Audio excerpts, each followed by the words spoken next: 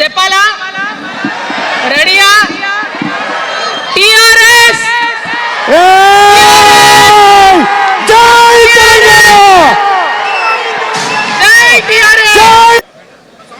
మన పార్టీ పేరు చెప్పాలా?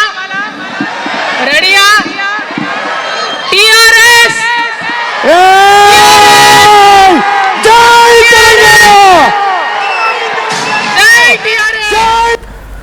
టిఆర్ఎస్ కవిత పార్టీ పేరు టిఆర్ఎస్. సో ఇప్పుడు తన ప్రసంగం చూస్తూ ఉన్నా, తన మాటలు చూస్తూ ఉన్నా, ఒకప్పుడు తెలంగాణ ఉద్యమ సమయంలో కేసీఆర్ ఏర్పాటు చేసినటువంటి తెలంగాణ రాష్ట్ర సమితి మాటలనే కనబడుతున్నాయి.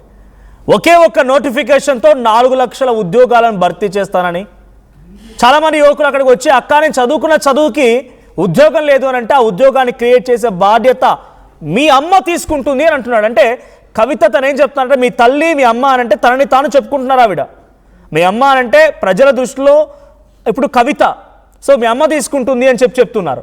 ఉచిత విద్య ఉచిత వైద్యం, అప్పుడు కూడా కేసీఆర్ ఇదే చెప్పుకొచ్చారు. ఉచిత విద్య కేజీ టు పీజీ ఉచిత విద్య, మీరు ప్రైవేట్ పాఠశాలకు వెళ్ళాల్సిన పని లేదు, ప్రభుత్వ పాఠశాలలోనే ప్రతి ఊళ్ళో బడి ఉండాలి, బడికి ప్రతి తరగతికి ఓ టీచర్ ఉండాలని చెప్పి కవిత అంటున్నారు.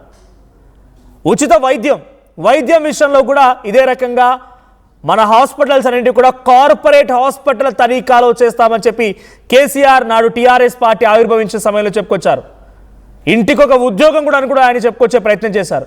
ఇప్పుడు కవిత కూడా అంటే నేను కంపారిజన్ చేయడంలో ఉద్దేశం ఒకటే, టీఆర్ఎస్ పార్టీ పేర్లు సేమ్, అప్పుడు చెప్పింది కేసీఆర్, ఇప్పుడు చెప్తోంది ఆయన కుమార్తె కవిత, అంతే తేడాగా ఉంది, కానీ పదాలు మాత్రం ఒకే రకంగా ఉన్నాయనేది చెప్తున్నమాట.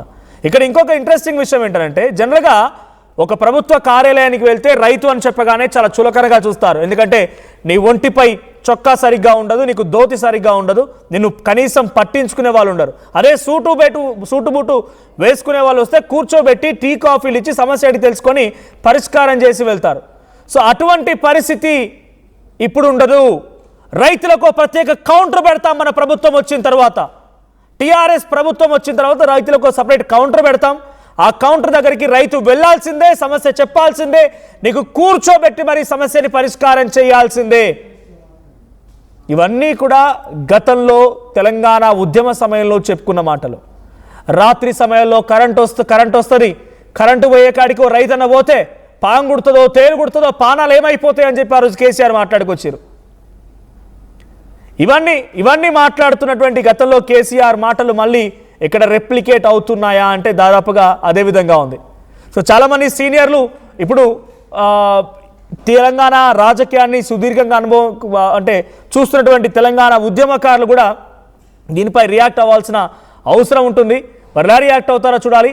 బట్ టీఆర్ఎస్ పార్టీ పేరుతో కవిత పెడుతున్నటువంటి ఈ పార్టీ దాదాపుగా అప్పటి తెలంగాణ ఉద్యమాన్ని మళ్ళీ గుర్తు చేస్తున్నట్టుగానే కేసీఆర్ని ఒక మరమనిషి అని సంబోధించడం, స్వయంగా తండ్రిని కేసీఆర్ బీఆర్ఎస్ పార్టీ అధినేతని ఆయన ఆత్మ ఆయన దగ్గర లేదు, ఆయన మరమనిషి అంటున్నారు. ఆవిడ రేవంత్ రెడ్డిని కఠినాత్మకుడైన హిట్లర్తో సంబోధిస్తున్నారు రేవంత్ రెడ్డిని. రాత్రి సమయంలో కరెంట్ వస్తుంది, మళ్ళీ రేవంత్ రెడ్డి పుణ్యమా అని చెప్పి దయా అని చెప్పి మళ్ళీ మన రైతన్నలు గోసపడే పరిస్థితి వచ్చిందని చెప్పి తను సంబోధిస్తున్నారు. సో టీఆర్ఎస్ పార్టీ తెలంగాణ రాష్ట్ర సేన అనేటువంటి పార్టీ జెండాను కూడా మీరు చూస్తూ ఉన్నారు. సో ఫుల్ ఎల్లో కలర్లో జెండా ఉంది, ముందు నీలి రంగులో తెలంగాణ మ్యాప్, దానిపైన టీఆర్ఎస్ అనేటువంటి 3 లెటర్స్ అవి తెలుపు రంగులో ఉన్నాయి.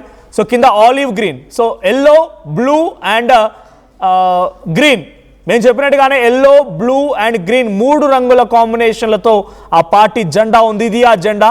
సో ఇక్కడ దీనికి ఎటువంటి సంకేతం ఉంది, ఉందని విశ్లేషిద్దాం. బట్ బిఫోర్ దాట్ ఒకసారి తన పార్టీ పేరును కవిత అనౌన్స్ చేశారు, ఒకసారి మళ్ళీ ఆ వీడియో చూద్దాం. మన పార్టీ పేరు చెప్పాలా? రెడీయా? టిఆర్ఎస్